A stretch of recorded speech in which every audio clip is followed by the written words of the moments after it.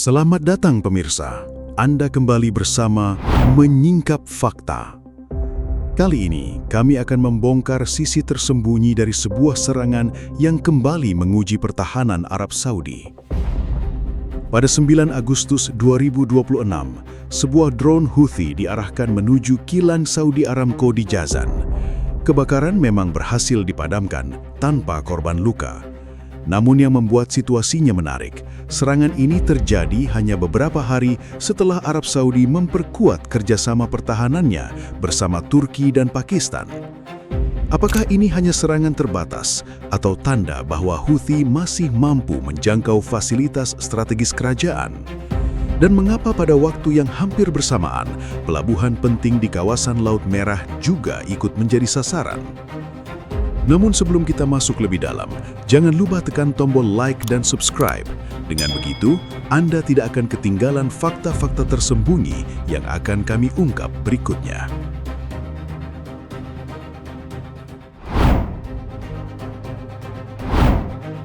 Pada 9 Agustus 2026, perhatian kembali tertuju ke wilayah barat daya Arab Saudi. Dari arah Yaman, kelompok Houthi mengklaim telah mengirim sebuah drone menuju kilang Saudi Aramco di Jazan. Tidak lama setelah itu, kebakaran dilaporkan muncul di fasilitas tersebut. Kementerian Energi Arab Saudi kemudian mengkonfirmasi bahwa api memang sempat terjadi di area kilang. Kebakaran akhirnya berhasil dipadamkan dan tidak ada korban luka yang dilaporkan. Sekilas, insiden ini mungkin terlihat terbatas. Tidak ada laporan kehancuran besar. Tidak ada korban jiwa. Operasional fasilitas juga tidak disebut lumpuh total. Namun, perhatian terhadap Jazan tidak muncul hanya karena ada api. Kilang ini memiliki nilai yang jauh lebih besar daripada sekedar satu kompleks industri. Fasilitas Jazan mampu memproses sekitar 400.000 barel minyak mentah setiap hari. Lokasinya berada di pesisir Laut Merah, di bagian selatan kerajaan, relatif dekat dengan wilayah Yaman. Posisi tersebut membuat Jazan memiliki dua sisi sekaligus. Secara ekonomi, ia penting bagi sektor energi Arab Saudi. Secara geografis, ia berada lebih dekat dengan sumber ancaman Houthi dibanding banyak fasilitas lain yang terletak lebih jauh ke utara. Angka 400.000 barel per hari juga memberi gambaran tentang skala fasilitas ini. Kapasitas sebesar itu berarti Jazan dirancang bukan sebagai instalasi kecil di pinggiran, melainkan bagian penting dari jaringan pengolahan minyak Saudi. Karena itu, bahkan ketika kerusakan fisik terbatas, fakta bahwa kawasan tersebut menjadi sasaran sudah cukup untuk menarik perhatian terhadap lapisan pertahanan yang melindungi aset energi di pesisir selatan. Karena itu, pada 9 Agustus 2026, pertanyaan terpenting bukan hanya seberapa besar kerusakan yang terjadi.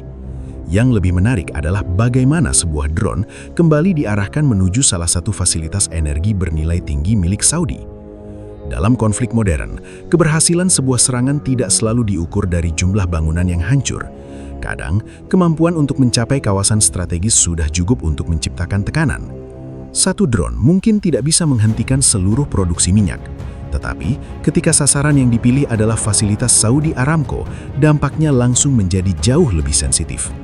Nama Aramco berkaitan erat dengan kekuatan ekonomi kerajaan. Karena itu, setiap ancaman terhadap fasilitasnya bukan sekedar persoalan keamanan lokal, ia juga menyentuh kepercayaan terhadap kemampuan Arab Saudi menjaga infrastruktur yang sangat penting bagi negara tersebut. Waktu serangan ini pun terasa mencolok. Hanya beberapa hari sebelumnya, Arab Saudi baru saja memperkuat kerjasama pertahanannya bersama Turki dan Pakistan. Kerjasama itu tentu tidak berarti setiap ancaman dapat langsung dihentikan. Namun, kemunculan serangan Houthi membuat situasinya terasa ironis. Ketika Riyadh sedang memperluas jaringan keamanannya, ancaman lama dari selatan justru kembali muncul dalam bentuk yang sangat konkret. Bukan pernyataan, bukan ancaman politik, melainkan sebuah drone yang diarahkan menuju fasilitas minyak. Dan disinilah ketegangan sesungguhnya mulai terlihat. Api di Jazan memang berhasil dipadamkan, tetapi pertanyaan mengenai jangkauan Houthi justru semakin terbuka. Menurut Anda, jika sebuah drone masih mampu mendekati fasilitas sepenting Jazan, seberapa aman sebenarnya wilayah selatan Arab Saudi? Tetap simak pembahasan berikutnya, karena Jazan ternyata bukan satu-satunya sasaran pada rangkaian serangan tersebut. Di tempat lain, dampaknya justru jauh lebih berat. Masih pada rangkaian serangan 9 Agustus 2026, perhatian tidak hanya tertuju ke Jazan. Di Yaman, Houthi juga mengarahkan rudal dan drone menuju Pelabuhan Mocha, sebuah titik penting di pesisir Laut Merah. Kali ini dampaknya jauh lebih berat. Pertahanan udara pemerintah Yaman berusaha menghadapi ancaman yang bergerak menuju kawasan dermaga dan fasilitas penyimpanan. Namun serangan tersebut tetap menewaskan 7 orang dan menyebabkan kerusakan serius pada infrastruktur pelabuhan. Yang membuat Mocha semakin sensitif adalah bentuk ancamannya. Penggunaan rudal dan drone dalam satu rangkaian memaksa pertahanan menghadapi karakter serangan yang berbeda. Drone dapat terbang dengan profil rendah dan bergerak relatif lambat, sementara rudal menghadirkan tantangan kecepatan dan waktu reaksi.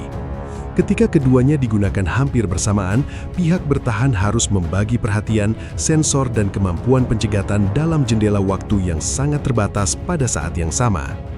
Mocha mungkin tidak sepopuler kota-kota besar di kawasan, tetapi lokasinya membuat tempat ini jauh lebih penting daripada yang terlihat di peta. Pelabuhan tersebut berada di pesisir barat Yaman, tidak jauh dari Bab el-Mandeb.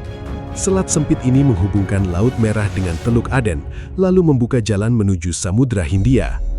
Artinya, kapal yang bergerak antara Asia, Timur Tengah, dan Eropa harus melewati kawasan yang sangat dekat dengan wilayah tersebut. Karena itu, serangan terhadap Mocha pada 9 Agustus 2026 bukan sekedar pukulan terhadap satu pelabuhan lokal. Ia menyentuh sebuah kawasan yang berhubungan langsung dengan jalur perdagangan internasional. Disinilah pola sasaran mulai terlihat lebih jelas. Jazan dan Mocha memiliki fungsi berbeda. Jazan berkaitan langsung dengan pengolahan minyak Arab Saudi. Mocha berhubungan dengan aktivitas pelabuhan dan pergerakan di sekitar jalur Laut Merah. Namun keduanya berada dalam lingkungan strategis yang sama. Satu serangan menekan sektor energi, serangan lainnya menekan kawasan pelayaran. Dan kombinasi seperti ini membuat ancaman Houthi sulit dibaca hanya sebagai serangan sporadis. 3 hari sebelumnya, pada 6 Agustus 2026, ketegangan juga sudah meningkat di sekitar perbatasan Saudi dan Yaman. Serangan Houthi menyebabkan 11 warga sipil terluka di Najran, Arab Saudi. Pada periode yang sama, pasukan pemerintah Yaman juga menghadapi serangan yang menimbulkan puluhan korban. Kemudian pada 9 Agustus 2026, sasaran bergeser. Bukan lagi hanya kawasan perbatasan. Sebuah kilang minyak di Jazan menjadi target. Pelabuhan Mocha juga dihantam dengan kombinasi rudal dan drone. Perubahan sasaran dalam waktu singkat menunjukkan bahwa tekanan dapat diberikan melalui beberapa arah sekaligus. Ini penting karena sistem pertahanan tidak hanya harus mencari proyektil yang datang, mereka juga harus menebak fasilitas mana yang kemungkinan menjadi sasaran berikutnya. Pelabuhan, kilang, gudang, pangkalan militer atau kawasan sipil memiliki karakter pertahanan berbeda. Semakin banyak jenis target yang mungkin dipilih, semakin besar pula tantangan bagi pihak yang harus melindunginya. Dan bagi Houthi, efek strategis tidak selalu membutuhkan kehancuran besar. Jika satu serangan berhasil mengganggu pelabuhan, sementara serangan lain mencapai kawasan energi, pesan yang muncul sudah cukup jelas. Jangkauan mereka tidak hanya berhenti di garis depan. Ia dapat bergerak menuju titik yang memiliki nilai ekonomi, logistik, dan simbolis sekaligus.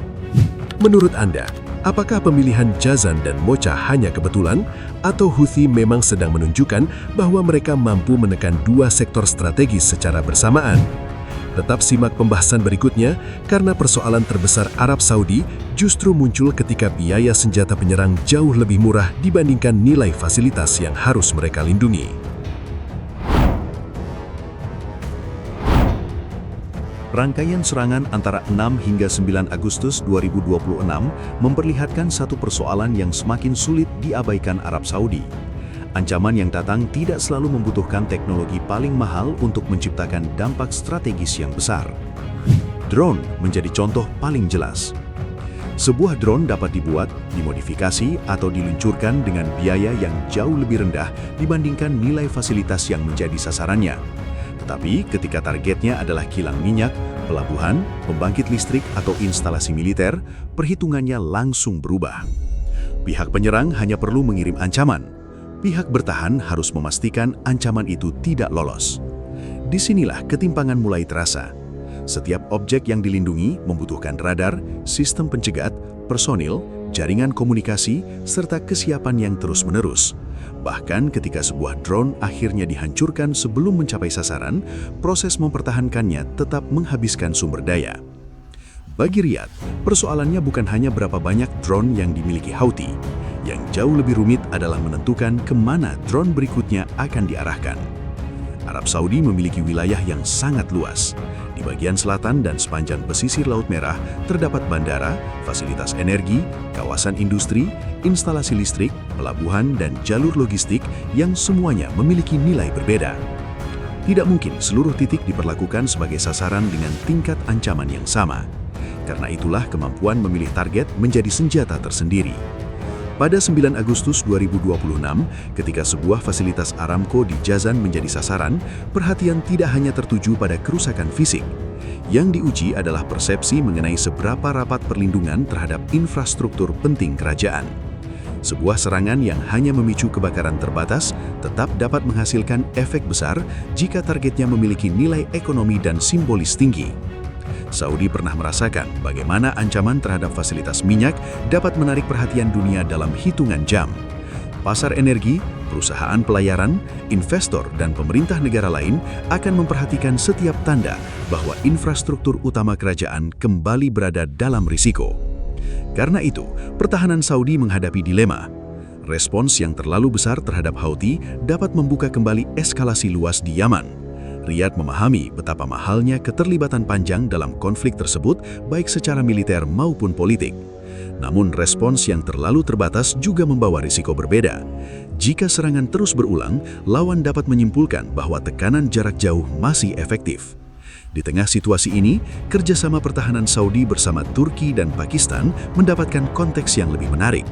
Perhubungan tersebut dapat memperluas koordinasi, pengalaman, dan kemampuan pertahanan. Tetapi tidak ada kerjasama yang dapat menghapus tantangan geografis dalam sekejap. Pada akhirnya, Saudi harus menghadapi persoalan yang sangat praktis. Bagaimana melindungi banyak target bernilai tinggi dari senjata yang relatif murah, mudah dipindahkan, dan dapat datang dari arah yang sulit diprediksi. Tantangan itu semakin besar karena ancaman tidak harus datang dalam pola yang sama.